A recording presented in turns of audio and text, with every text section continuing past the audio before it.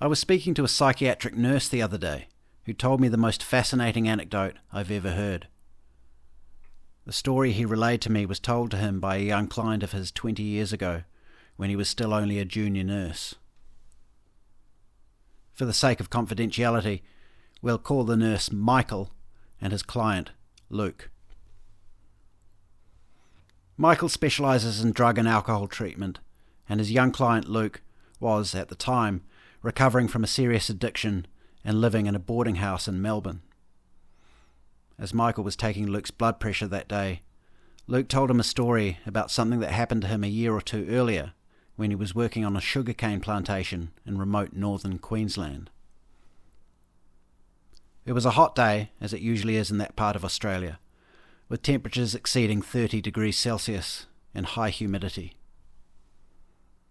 Luke was taking a break from the sweltering work and drinking from his water bottle when up the path separating two of the cane plots came walking a man. In Luke's words, the most beautiful man he'd ever seen. It is important to note that Luke is straight, and his appreciation of this man's beauty was not sexual or romantic in nature, just purely aesthetic, as one might view a cathedral or a gorgeous sunset. The man was dressed in a casual but exquisite suit, silk shirt, and glistening leather shoes. His hair was full and flowing and glistened in concord with his footwear, but not from sweat. And as Luke wiped the perspiration from his own brow and took another sip of water, and the man drew nearer, he saw indeed that there was not a bead of sweat on this beautiful stranger's face. His beguiling green eyes met Luke's as he drew level with him, and it was not the stranger's soft cupid lips that smiled at Luke, but his fathomless eyes. And as he passed, and their gazes locked for a moment, he nodded at Luke. A gentle little nod. Gentle, yet somehow audacious and enticing.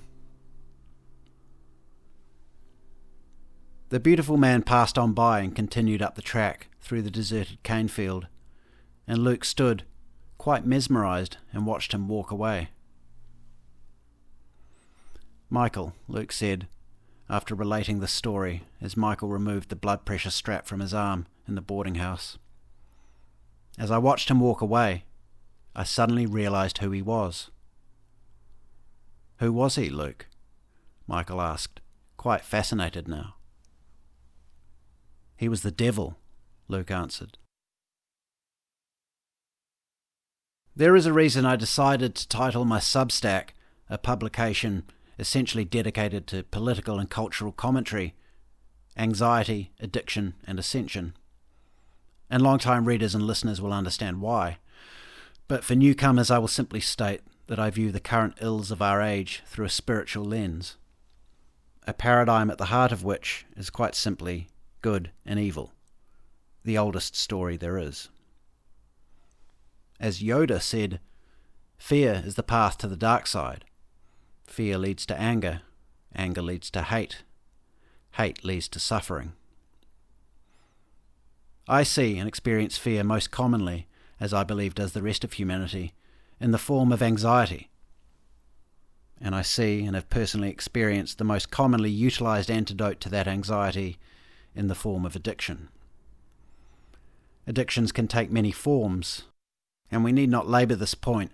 Suffice to say that those pleasure-seeking things so many of us do to allay our anxieties do, in almost all cases, lead to suffering. They lead us into the darkness. In my case, this manifested over the years, as it does for so many millions, in drug and alcohol abuse. And it is in this capacity that I know Michael, having been a client of his in the past. It was the topic of hedonism, which Michael and I were discussing the other day, that prompted him to relate Luke's anecdote to me. Hedonism is synonymous with any good addiction, and naturally hedonistic pursuits feel good, otherwise people would not indulge them. But more importantly, hedonism presents itself in a very compelling and beautiful manner. Otherwise, we would not pause from our toil and lock eyes with it. Upon having related Luke's story to me, Michael went on to say that in that moment, when Luke told him who the man in the cane field was, his blood ran cold.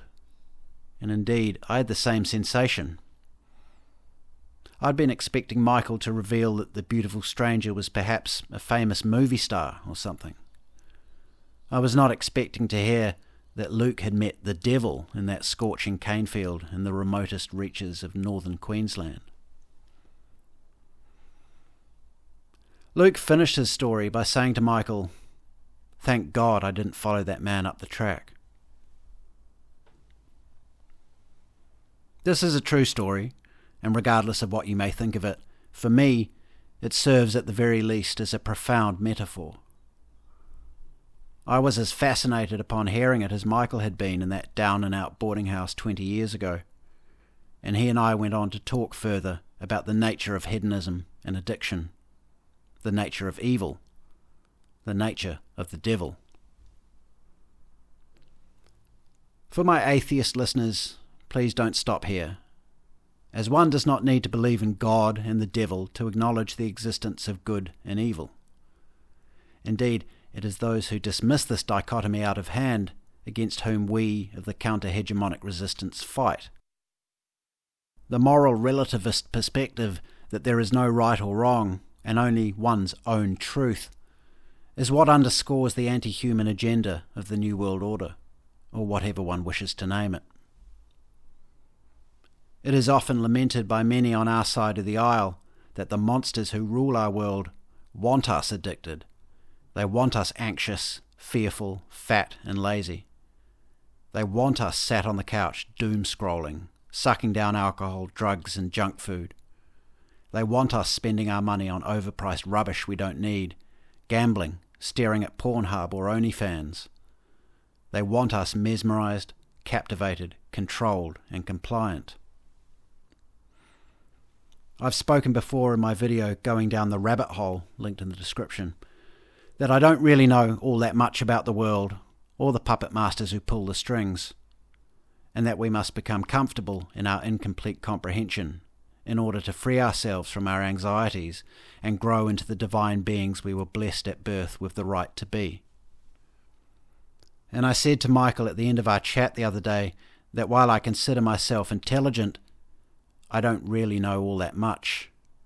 How can any of us really know? As I said in the aforementioned video, true knowledge is a quest. It is elusive and deep, complex and difficult to locate. It is to be found down the rabbit hole, a place where nothing is clear, where one road can often become three, where you encounter dead ends, impassable obstacles and dangerous elements, or indeed, like Alice, creatures and circumstances so fantastical that they defy belief. It is a place where one can be misled and end up back where one started, none the wiser. But I said to Michael, one thing I know for certain is that when I get worse, so too does the world. A point often made by the eminent Dr. Peterson, and on this I am in complete agreement with him, despite the many issues I have with some of his political and cultural positions. We are all connected through the outwardly rippling degrees of separation that corral the 8 billion people of our world. And each one of us who follows that beautiful man up the path of the cane field, be it by picking up a bottle of whiskey, spending our rent money on a bag of cocaine, blowing the grocery budget at the casino, destroying our ability to have meaningful relationships by twisting our brains with pornography, or any of the countless hedonistic antidotes to fear, boredom and anxiety. Each one of us who succumbs to these temptations makes the world a worse place. And here now is my point, so profoundly realised by that young man in the cane field all those years ago, that evil most commonly presents itself as something exquisitely beautiful. Either that, or something so impressive or compelling, or something so very convenient and easy, that it is almost impossible to say no. This is not to say that all beauty represents evil. Not at all. But let's say the devil were to knock on your door right now with the intention of tempting you into an action that could lead to your own destruction and further his agenda of creating hell on earth. Do you think he would be a grotesque horned creature carrying a pitchfork with crimson scales of flame? Or do you think he would look like that beautiful man Luke met in the cane field? Who would you be more likely to invite into your home? There is a second part to this story, an incredible, and I would claim divine incidence of synchronicity, which occurred the very next day after my conversation with Michael, and which serves, if not as a message from a higher power, then at least, again, as a profound symbol. As you may know, I recently suffered the end of a long-term relationship, and for some time this chaos led me back into the darkness. And despite my best attempts to regulate my knee-jerk self-medicating hedonism, I found I was struggling more and more to maintain a healthy lifestyle and keep away from the drink. To this end, I recently threw in the towel and began half-heartedly attending AA meetings. Having gently criticised the ethos of AA in the past, some may find this ironic or even hypocritical. And I'm not here to advocate for AA or even complete sobriety to any of you. How you manage your life is your business. But determined as I am to embrace the divine gift of being and have a positive impact on the world, I'm willing to try anything to see this through. The day after seeing Michael and hearing Luke's story, I caught up with a close friend of mine, Chloe, for brunch. We met at my place first, and Chloe arrived at 11 a.m. with half a bottle of wine. She had a glass before we went down the road for brunch, and another at brunch, as well as a Bloody Mary. Chloe has been what many might term a functioning alcoholic ever since I've known her, and probably since long before that. She is a successful, glamorous and highly paid career woman, yet by my reckoning at least, an unhappy woman, in a bad relationship, and like so many, and indeed like myself for so much of my life, medicating her unhappiness and anxiety with alcohol. I drank kombucha at lunch and brushed off her apologies for drinking in front of me. As I said, how others manage their lives is their business. And yet, following brunch back at my house as she finished off her bottle of wine, I nevertheless resolved to gently ask Chloe if she would like to stick around and come to the AA meeting I was planning on attending that evening. But she took off abruptly before I could pose the question. I heard from her again some hours later, as I was leaving the meeting in fact. At the time I received her text message, she was on her way home from the city, drunk and high, with 7 large bags of cocaine in her Louis Vuitton handbag. I called her when I got home, and this is what happened to her that evening. With her boyfriend out of town on business, and having received an out-of-the-blue text from her old drug dealer, a restaurateur in the city, asking her if she wanted to come out to his establishment and have a party, she had taken up his offer and wound up at a table with some of Melbourne's heaviest-hitting gangsters. We're talking high-level guys, and I could mention names here, but for obvious reasons, I won't. Chloe was frantic, off her head on coke and panicking, evidently after spending an hour with these underworld figures whom, in her excitable state, she went to great lengths to describe: charming, urbane, immaculately dressed, diamond-encrusted watches, etc. She was in the toilet with the restaurant owner doing a line when a couple of these mobsters entered the restroom and shoved several ounces of cocaine at her, with brusque instructions to put them in her handbag, get in an Uber, and take them back to her place, where she would be subsequently met by someone who would then take it off her hands. Chloe is a tiny little thing, adorable and perhaps slightly naive. She didn't know what to do. Indeed, what could she do when faced with such an imperative but obey? She put the cocaine in her handbag and went outside to order an Uber. As I spoke to her on the phone some 45 minutes following this, she was in a state of near hysteria, alone in her house with perhaps $50,000 worth of cocaine, awaiting the mysterious rendezvous. The time came, and she ended the call to go and make the handoff.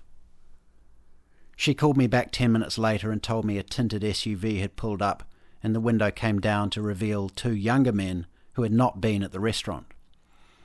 They took the package from her, uttering only one sentence: "Is it all there?" Chloe assured them it was, and the windows went back up and they zoomed away into the night. For her trouble, she was left with about 1 gram of coke, which she then consumed, scared and alone, over the remainder of the evening and into the morning hours.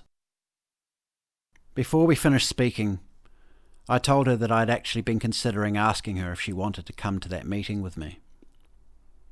And I reflected, without rancour or judgment, what different paths our evenings had taken. And then I told her Luke's story, and I think, despite her state of mind, she at least partially understood the metaphor. Needless to say, Chloe didn't sleep that night, and when I spoke to her the next day, she was in an even worse state. Terrified, disgusted with herself, and experiencing all the fear and loathing common to a drug come-down, not to mention a potentially catastrophic brush with some of the most dangerous people in Melbourne, and indeed, potentially law enforcement and the justice system. All I can surmise is that the guys at the restaurant had discovered they were being tailed by police and needed a way to get the gear off the premises under the radar, and that Chloe was selected as the drug mule. She agreed with my analysis, and in between her frequent and tearful bouts of self-castigation, kept lamenting just how impressive and charming these guys had been, how nice they were to her, how well-spoken and interesting they were. She bewailed her own stupidity and told me she wished she had come to the AA meeting with me instead. Chloe had met the same man that Luke met in the cane field 2 decades earlier. But unlike Luke, she followed him up that path. And why not? Indeed, as she told me her story, I felt that old twinge, the hedonistic thrill, and part of me almost wished I'd been there with her in that restaurant, rubbing shoulders with these beautiful, impressive, powerful men. This is a long and rather irregular video, but I've told the story as succinctly as possible, and the point is, the devil is not the pox-ridden bum screaming obscenities at passers-by. He is not the heinous specimen of child murderer, rapist or pedophile. He is not the camp guard who pours Zyklon B into the gas chamber. These are but his victims. The devil is beautiful. He is charming and impressive, and he makes you feel very special and excited when you're in his presence. He is well-spoken, well-groomed and well-mannered. He offers you instant relief from your fears and insecurities. And often you meet him in the most unlikely of places, like a remote cane field on a sweltering day in northern Queensland. He often meets you when you're alone. You can take Luke's story at face value if you're a believer, or you can view it as a symbol, as someone who's been on a gradual and halting journey back towards Christ. I choose to see this as a divine message, especially given the remarkable synchronicity of Chloe's story, which I heard the very next day. We will not be undone and vanquished by horned beasts and outwardly grotesque villains. These creatures exist, of course, but again, they are but minions. The true nature of evil is that it is beautiful and alluring. It walks up that path through the cane field, and as it approaches, we are stunned by its composure as we sweat and bleed from our daily struggles. And as it passes by, it gives us that little nod, and it smiles with its beguiling emerald eyes. Eyes that say, "Follow me, I'll make it all better." But in the cold light of morning, we find ourselves lost and alone, and that beautiful stranger is nowhere to be seen. And in these moments, we often set out again in search of him. And why not? He made us feel so good. I'm not convinced hell is a place we go after we die. I think that hell exists in the present, in our earthly realm. It is often said by Christians that earth is the devil's domain. I believe this to be true, and he paves his avenues with gold. The road less travelled is far less appealing. It is rocky and rutted, and the people on it are usually far less glamorous. They sweat and bleed like we do, and they may often live in doubt and despair. The people I spent an hour with at that AA meeting while Chloe was having her adventure were nothing particularly bedazzling to look at, just regular folk trying to get better. And I have no doubt that my senses would have been infinitely more stimulated sat next to Chloe at that restaurant in the city. We have all met the man that Luke met in the cane field that day. He is everywhere, in fact. We see him on TV. He speaks to us from the pulpits of power and through our billions of amassed smartphone screens. He shifts his form and lurks in the shiny bottles on the shelves of every corner liquor store, and in the twinkling lights of our great metropolises, and the thrills and spills of their humming laneways. There is an alternate reality in which I went along with Chloe that night. But as Luke said to Michael, as he recalled watching the beautiful stranger walk away, thank God I didn't follow.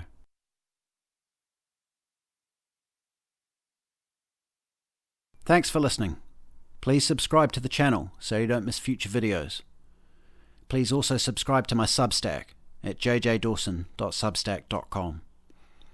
And if you'd like to keep in touch, please do follow me on X at RealJJDawson. You can also follow me on Getter, Gab and Minds.